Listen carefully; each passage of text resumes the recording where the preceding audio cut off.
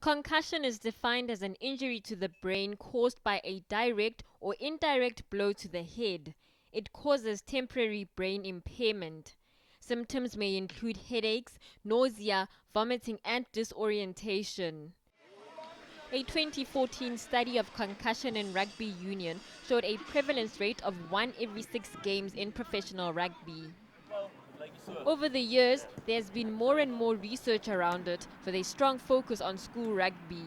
This year's under 18 Craven Week and Academy Week, we had taken a big step forward. Like I said, if a player had taken a bang to the head, but it wasn't obvious during the game, but afterwards he was complaining of a headache, his team manager or his team coach brought him through to the medical room.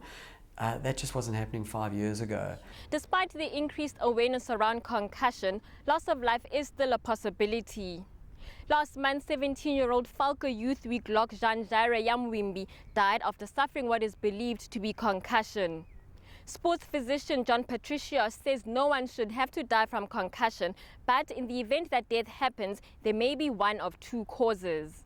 It's not a life-threatening injury if it's recognized, if the player is removed from the scenario, and if they're referred into a system which can manage them correctly. One are concussions, in other words, there's no major structural damage, bleed, etc., but which are not managed correctly. The second possible scenario is that these are not concussions. They were, in their own rights, more severe structural damage that wasn't identified.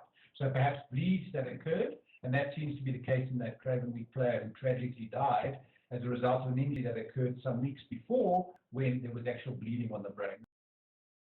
But the fear of a serious head injury has not stopped one parent from supporting her rugby-playing son.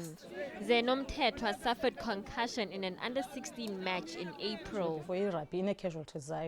There have always been casualties in rugby. There have been famous players who have been injured, but as a parent I must pray for his safety. It's not about me being scared, but it's his dream to become a rugby player.